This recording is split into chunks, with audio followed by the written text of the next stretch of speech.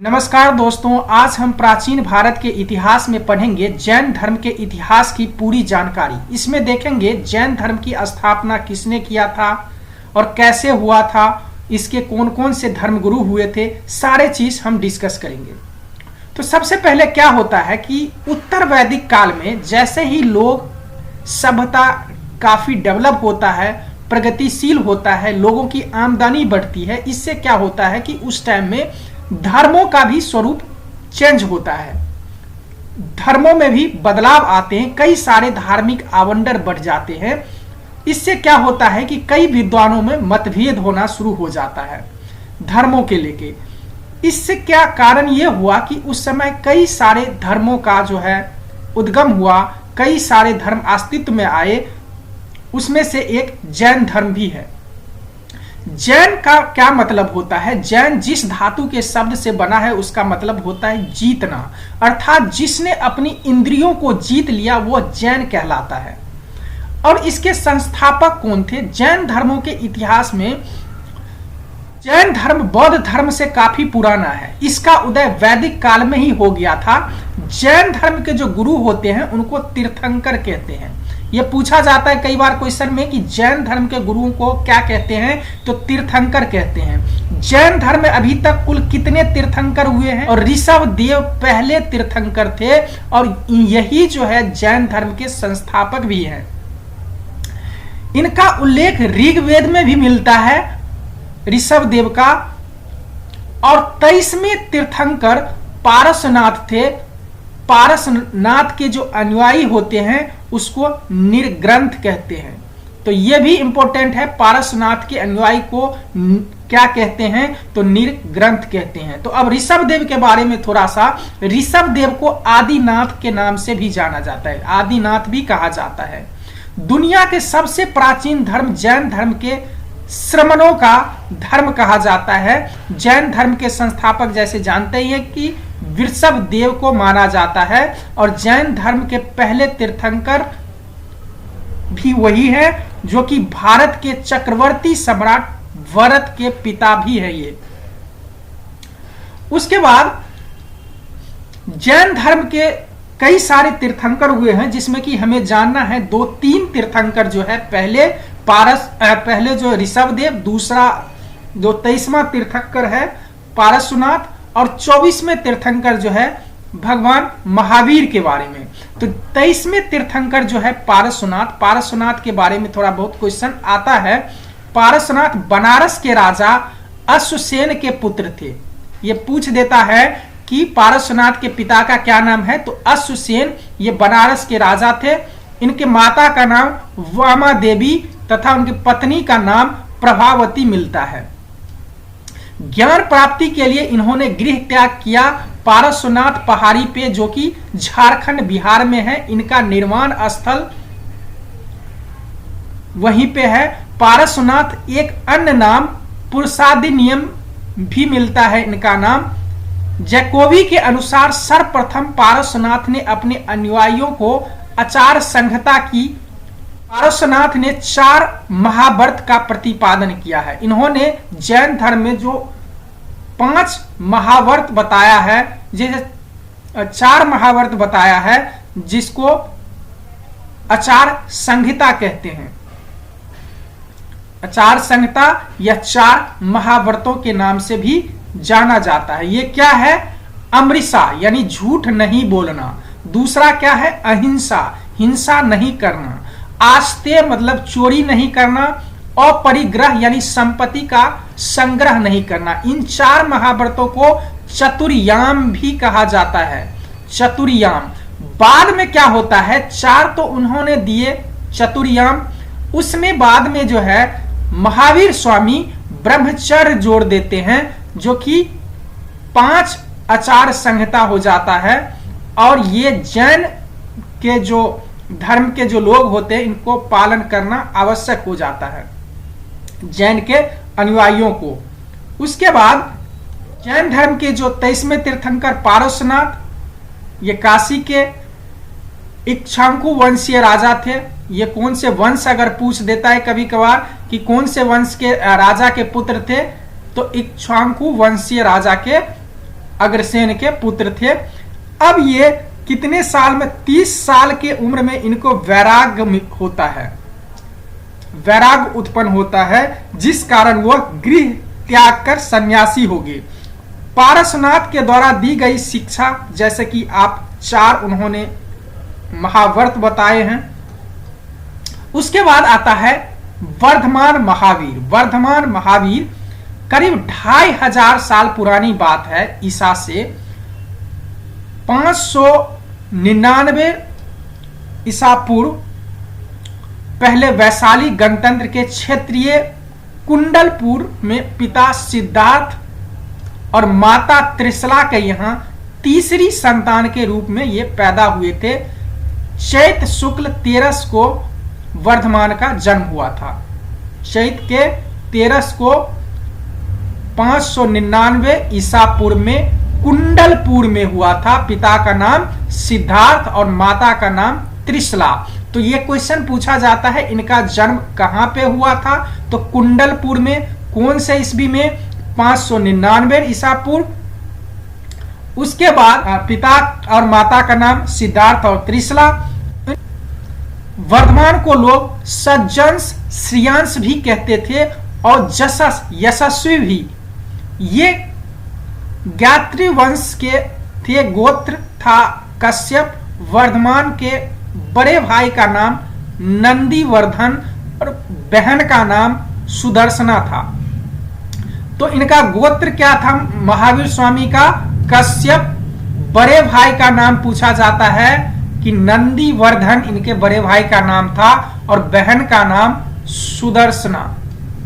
अब क्या होता है कि पिता की मृत्यु हो जाती है। महावीर स्वामी का पिता का मृत्यु हो जाता है। उसके बाद इनका उम्र 30 वर्ष होता है। उस समय जब पिता की मृत्यु के बाद इनके बड़े भाई राजा बनते हैं, जिसका नाम है नंदीवर्धन।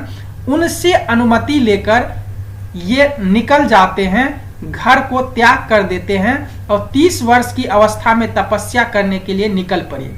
जैन ग्रंथ अचारंग सूत्र में उनकी कठोर तपस्या का वर्णन है। कौन से जैन ग्रंथ में इसकी कठोर तपस्या का वर्णन है? अचारंग सूत्र में। 12 वर्ष कठोर तपस्या के बाद वैशाख मास के 10वें दिन जृंभिक ग्राम के समीप ऋजुपालुका नदी के तट पर एक साल वृक्ष के नीचे उन्हें कैवल्य की प्राप्ति हुई, यानी ज्ञान की प्राप्ति हुई। तो क्वेश्चन पूछा जाएगा इसमें, उनका बड़ा भाई का क्या नाम था? नंदीवर्धन। कितने वर्ष के आयु में उन्होंने गृह त्याग किया था? तो 30 वर्ष के आयु में। और कितने वर्ष तक कठोर तपस्या उन्होंने किया था? तो 12 वर्षों तक कठोर तपस्या करने के बाद वैशाख मास के 10वें दिन जृंभिक ग्राम, कहां पे? जृंभिक ग्राम में। कौन से नदी के तट पे? तो ऋजुपालुका नदी के तट पे। कौन से वृक्ष के नीचे? तो एक साल वृक्ष के नीचे उन्हें क्या मिला था? कैवल्य की प्राप्ति मिला था। अपनी साधना में अटल रहने तथा कठिन तपस्या करने के साहस के लिए उन्हें वर्धमान महावीर, उन्हें महावीर नाम दिया गया, क्योंकि वो इतने कठिन तपस्या 12 वर्ष तक कठोर तपस्या करने के कारण उनका नाम महावीर पड़ा। तो कठोर तपस्या करने के बाद महावीर को जब ज्ञान की प्राप्ति हुई, कैवल्य की प्राप्ति हुई, तो उन्होंने क्या बताई अपने ये ज्ञान के बारे में? महावीर भगवान द्वारा प्रचारित 5 सिद्धांत उन्होंने दिया था। वो इस तरह से है: अहिंसा, किसी भी जीवित प्राणी को घायल नहीं करना, अहिंसा। दूसरा सत्य, सत्य हमेशा बोलना। आस्ते, चोरी ना करना। त्याग, संपत्ति का मालिक नहीं बनना। ब्रह्मचर्य, सदा जीवन जीने के लिए ब्रह्मचर्य होना। तो शुरू में जैसे कि देखा था कि पारसनाथ ने 4 महाव्रत बताए थे और बाद में ब्रह्मचर्य इन्होंने क्या जोड़ दिया? भगवान महावीर ने। ये 4 किनके द्वारा? पारसनाथ के दिया गया है और 5 महावीर जोड़ के इसे 5 सिद्धांत बना दिया। उसके बाद जैन संघ की स्थापना स्वामी महावीर जी ने पावा नामक नगरी में की थी। जैन संघ की स्थापना किन्होंने की थी? महावीर ने, स्वामी महावीर जी ने की थी। कहां पे? पावा नामक नगरी पे। महावीर ने अपना उपदेश प्राकृत यानी अर्धमगधी में दिए थे। महावीर के पहले अनुयायी उनके दामाद जामिल थे। महावीर के पहले शिष्य कौन थे? उनके दामाद जामिल बने। प्रथम जैन भिक्षुनी नरेश दाधिवाहन की बेटी चंपा, प्रथम जैन भिक्षुनी थी चंपा, जो भिक्षुनी जो बनी वो नरेश थे, एक राजा, दाधिवाहन उसकी बेटी थी। महावीर ने अपने शिष्यों को 11 गंधरों में बांटा। ये 11 गंधर जो थे महावीर स्वामी के, ये शिष्य थे, महत्वपूर्ण शिष्य थे, जिनमें से 11 गंधरों में से 10 का मृत्यु महावीर स्वामी के रहते हुए ही हो जाता है। एक सिर्फ अकेला बचता है जो महावीर स्वामी के मृत्यु के बाद भी वो जिंदा रहता है, जिसका नाम है आर सुधर्मा। एक अकेला ऐसा गंधर्व था जो महावीर की मृत्यु के बाद भी जीवित रहता है। तो उनको गंधर्व इस तरह से है: श्री इंद्रभूति जी, अग्निभूति जी, वायुभूति जी, व्यक्त स्वामी जी, सुधर्मा स्वामी जी, इन्होंने यही जीवित रहा था। पंडित पुत्र जी, मौर्य पुत्र जी, अकंपित जी, अचल भ्राता जी, मोतार्य जी, प्रभास जी, ये सारे महावीर स्वामी के गंधर्व थे। और ये एक ऐसा सुधर्मा जो उनके मृत्यु के बाद भी जिंदा रहे थे, बाकी का देहांत हो जाता है महावीर स्वामी को रहते हुए ही। उसके बाद क्या होता है? उन्होंने अपने धर्म का 30 वर्षों तक प्रचार किया था। उन्होंने समान बोलचाल भाषा प्राकृतिक को अपनाया। उसके बाद महावीर की मृत्यु 72 वर्ष की आयु में राजगृह के निकट पावापुरी में 468 ईसा पूर्व में हो जाता है। तो कहां पे मृत्यु हुआ था महावीर स्वामी की? पावापुरी में। कितने वर्ष की आयु में? 72 वर्ष की आयु में। और कौन से वर्ष? 468 ईसा पूर्व में। 468 ईसा पूर्व में। श्वेतांबर संप्रदाय तथा दिगंबर संप्रदाय, ये दोनों संप्रदाय जैन धर्म के संप्रदाय हैं। ये दोनों का अलग अलग अपना कुछ मानना होता है, ये विचार अलग अलग है दो संप्रदाय में। इस धर्म के दो प्रमुख संप्रदाय दिगंबर और श्वेतांबर है। जैनियों के धार्मिक स्थल को क्या कहते हैं? जिनालय। जो धार्मिक स्थल होता है, जैसे मंदिर जो होता है हिंदुओं में, उस तरह से जैनियों में जो होता है वो जिनालय कहते हैं। कहा जाता है कि चंद्रगुप्त मौर्य के शासन के अंतिम वर्ष यानी 298 ईसा पूर्व में मगध में एक भयंकर अकाल पड़ा था। यह अकाल इतना भीषण था कि 12 वर्षों तक रहा था। इस समय जैन के संघ में 2 अध्यक्ष होते थे। जैन जो संघ जो महावीर स्वामी ने बनाया था उसके अध्यक्ष 2 होते थे, एक भद्रबाहु, दूसरा स्थूलभद्र। अब क्या होता है? अकाल के दौरान स्थूलभद्र तथा उसके अनुयायी मगध में ही रहते हैं, जबकि भद्रबाहु अपने अनुयायियों के साथ श्रवणबेलगोला यानी कर्नाटक में होता है चले गए। कहा जाता है उनके साथ चंद्रगुप्त मौर्य ने भी भद्रबाहु का शिष्यत्व ग्रहण कर लिया तथा वह भी भद्रबाहु के साथ वहीं पे चला गया, उनके साथ श्रवणबेलगोला। लेकिन अकाल की समाप्ति के पश्चात वो मगध वापस लौट आता है और कालांतर में इन दोनों की सैद्धांतिक मतभेद हो गया था। यह कहा जाता है कि जब श्रवणबेलगोला में चंद्रगुप्त मौर्य के साथ जाते हैं ये, तो चंद्रगुप्त का मौर्य का जो है निधन हो जाता है, वो प्राण त्याग देते हैं संलेखना विधि के द्वारा, जो कि जैन धर्म में क्या होता है? बिना खाए पिए प्राण त्याग। बाकी जो इनका जो गुरु धर्मगुरु है वो वापस आता है, लेकिन वापस आने के बाद यहाँ का जो धार्मिक स्थिति देखता है वो उनसे कुछ अलग होता है। तो सैद्धांतिक मतभेद हो गया इसकी वजह से। स्थूलभद्र के अनुयायी श्वेतांबर संप्रदाय के जैन तथा भद्रबाहु के अनुयायी दिगंबर संप्रदाय। स्थूलभद्र श्वेतांबर और भद्रबाहु के दिगंबर होते हैं। इसमें क्या डिफरेंस है? श्वेतांबर का क्या कहना है, जो कि मगध में ही रहे थे, उनका कहना है मोक्ष की प्राप्ति के लिए वस्त्र त्याग करना आवश्यक नहीं है, जबकि दिगंबर कहते हैं कि मोक्ष के लिए वस्त्र त्याग करना आवश्यक है।